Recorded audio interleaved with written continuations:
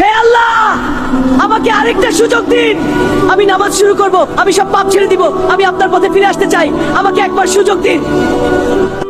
আমি তো শুধু একটু ফোন ব্যবহার করছি, নামাজ তো পরে পড়ব, এখন উঠতে ইচ্ছা করছে না। সময় তো অনেক আছে সামনে, এত তাড়াহুড়া করার কি দরকার। রাত বাড়তে লাগলো, কিন্তু সে নামাজ ভুলেই গেল। আজ নামাজটা বাদ দিলাম, শরীরটাও একটু ক্লান্ত লাগছে। কাল থেকে ঠিকমতো শুরু করব। আল্লাহ তো ক্ষমাশীল, তিনি বুঝবেন। তুমি এখনো তরুণ, এখন ইবাদত না করলেও চলবে, বয়স হলে সব ঠিক করে নিবে। এখন জীবনটা এনজয় করো, এত চিন্তা করার কিছু নেই। এইসব নামাজ রোজা নিয়ে এত সিরিয়াস হওয়ার দরকার নাই।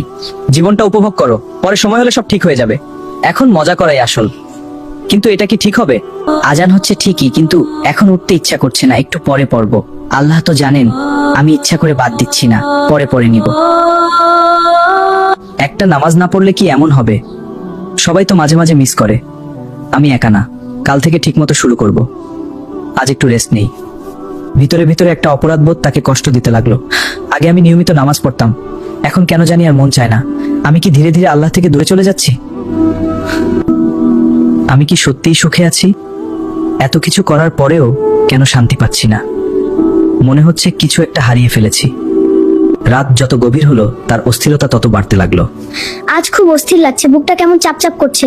মনে হচ্ছে কিছু একটা ঠিক হচ্ছে না, হয়তো ঘুমালেই সব ঠিক হয়ে যাবে। ঘুমানোর পর সে এমন এক জায়গায় পৌঁছালো যেটা তার জীবনের মোড় ঘুরিয়ে দেবে। আমি কোথায় চলে এসেছি? চারপাশে এত অন্ধকার কেন? এই জায়গাটা এত ভয়ঙ্কর লাগছে কেন? আমার খুব ভয় লাগছে। তুমি কি ভেবেছিলে তোমার প্রতিটা কাজের হিসাব হবে না? তুমি কি মনে করেছিলে নামাজ ছেড়ে দিলেও কেউ কিছু বলবে না? না, আমি তো পুরোপুরি ছেড়ে দেইনি। আমি শুধু দেরি করছিলাম। আমি ভেবেছিলাম পরে সব ঠিক করে নিব। আমি তো ইচ্ছা করে করি নাই। শাস্তির ভয়াবহতা তার সামনে ফুটে উঠল। শয়তান তোমাকে বলেছিল, কিন্তু সময় তো শেষ হয়ে যায়। যখন মৃত্যু আসে তখন আর ফিরে আসার সুযোগ থাকে না। হে আল্লাহ, আমাকে আরেকটা সুযোগ দিন। আমি নামাজ শুরু করব, আমি সব পাপ ফিরে আসতে চাই, আমাকে একবার সুযোগ দিন। আমি আমার ঘরে, কিন্তু এত বাস্তব লাগছিল, মনে হচ্ছিল সব সত্যি। আল্লাহ আমাকে হয়তো সতর্ক করলেন। এইটা কোনো সাধারণ স্বপ্ন না, এটা আল্লাহর পক্ষ থেকে একটা বার্তা। আমি যদি এখন না বদলাই তাহলে আমার শেষটা খুব খারাপ হবে। অনেকদিন পর সে নিজে থেকেই নামাজের জন্য দাঁড়ালো। হে আল্লাহ, আমি আপনার কাছে ফিরে আসলাম। আমি অনেক গুনাহ করেছি, আমাকে মাফ করে দিন। আমাকে সঠিক পথে চলার তৌফিক দিন। আমি আর কখনো আপনার আদেশ অমান্য করব না। আমি নামাজ ছাড়ব না। আমি শয়তানের ধোকায় আর পড়ব না। আমাকে শক্তি দিন।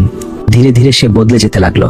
শয়তান সবসময় ছোট ছোট পাপ দিয়ে শুরু করায়, তারপর ধীরে ধীরে মানুষকে পুরো পথভ্রষ্ট করে দেয়। তাই এখন থেকেই সাবধান থাকতে হবে বলে। শেষটা এখানেই না, এটা ছিল নতুন জীবনের শুরু।